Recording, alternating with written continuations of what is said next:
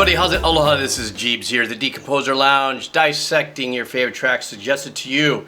Day 2 of Stoner Rock Metal Week here on the Decomposer Lounge. I have MANCHU Eatin Dust flying up on the suggestions. I want to thank you guys for all your suggestions. I've got quite a few of these going down here. I might just do the rest of this month as Stoner Rock and Metal. What do you think? Should I keep doing this until I run out of... Well, I guess you can never run out of suggestions, right? You guys know that. Want to thank you guys for support, like usual. If you like what you see, what you hear, what I do, if you want to buy me a cup of coffee, because you know these videos don't monetize my channel, link will be down below. Excuse me. Or you can go to Patreon.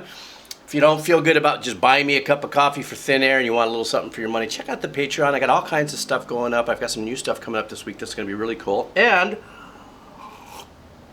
the link for MANCHU Eatin Dust, Spotify will be below, as well as the link for the AKG 240 headsets. All right, let's do this. MANCHU Eatin Dust, Stoner Rock Week here on the Decomposer Lounge. All right.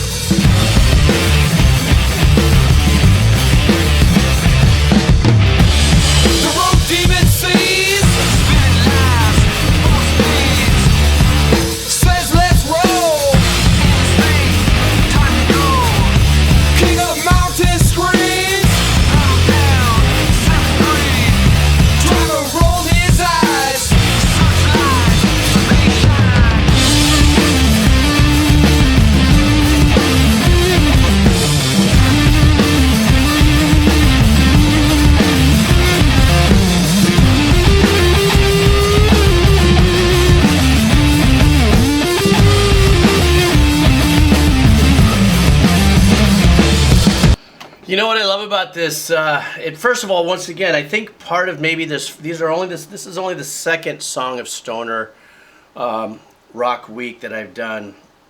Yesterday was Queen of the Stone Age, and I'm noticing that this really has its roots really dug in. At least so far, 2 songs. I can't really say this is going to be my experience all the way through. Really dug in what is the raw power of rock. You know, what were the 70s and just overdriving and just crushing the tubes, or just getting that fat, just, guitar sound. And also, you know what I love about this is the drum EQ on this. Listen to how what's kind of missing that I love about it that makes this just as raw and just from right here as possible is there's no really snappy high end on the snare and stuff like this. So it's a big, fat, warm snare. Same thing with the bottom, same thing with the kick and the bass and stuff. This is not an over-compressed kind of engineering going on here. It's just like, set up the mic, fucking rock, do the thing, do it. Love the vocals. Now, I don't know if it sounds like there could be some layering, and what I mean by that is just doubling of the vocals because it's a hard left-right split, still with the vocals down the middle. However, you can actually get that same effect with a doubling plug-in or something like that. I don't know what that is, but I dig that. But here's something else I really like.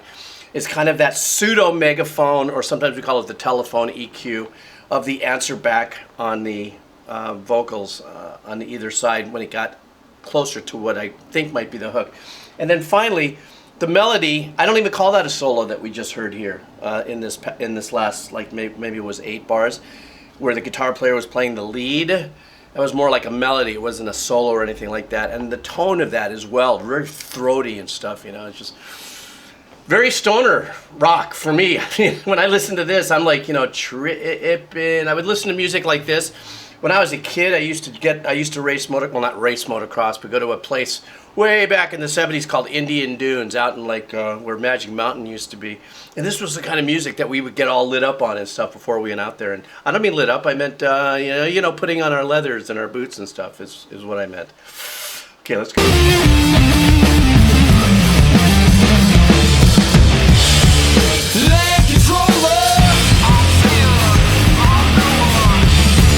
Do freak lies.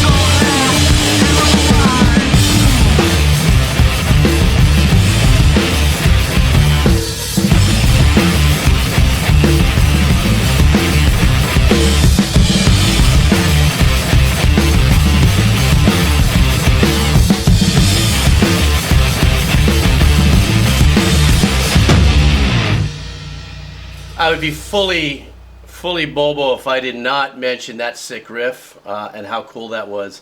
You know, two different tones from the guitars that they got in this recording. I don't know anything about the band in the sense that how many band members there are. I'm going to say there's 2 guitar players, but I don't know. If there's one, then they just did, obviously, the doubling, but they made it a point to change up the tone. It could be anything from just kicking, you know, I don't know, whatever pickups they may have done, you know, maybe full neck, full bridge, middle, whatever, or a little bit of a tweak on the amps and stuff like that. But that riff is absolutely crazy. I love it. I mean, the whole thing for me just reminds me of like when I was young and I was a bit of a stoner back in the day. Back in the day. It just gives you just time to just kind of trip into it, just kind of light into it and stuff like that. Get completely locked into the riff. The sound, you know, the sound of the guitars actually for me create this kind of kaleidoscope of buzzy images in my head. I know I'm making these, you know, Bud references and stuff like that, but I'm just saying that's just what the sound of this music does. And the fact that it's played as raw as possible, like it feels like I'd be pounding on the wall going, "Hey guys, can you turn it down?" Like literally, it sounds like it's, you know, they killed it in a rehearsal room just right next door. That's how raw the engineering was, and perhaps as I go more forward in stoner rock world and get into more of the diverse, you know, bands out there, that could be probably the consistency that I'll probably be getting used to as I make this journey in this genre and stuff. But anyhow, Fu Manchu Eatin Dust. Please let me know of any other Fu Manchu that you guys would like me to check out. And tomorrow I have, I'll surprise you for tomorrow. But to continue on the stoner rock metal journey, I'm going to play the most requested band tomorrow, and I'm sure you might already know what it is, because if you look at my suggestions, it just keeps on going boom, boom, boom, boom, boom. You gotta do this, man. You know, blah, blah, blah. Okay, then. If you want to support me, you know the jig. The coffee, the link down below. Fu Manchu, Spotify, link down below. Headsets, link down below. And my Patreon link down below. You guys take care of yourself. Have a killer day. Aloha.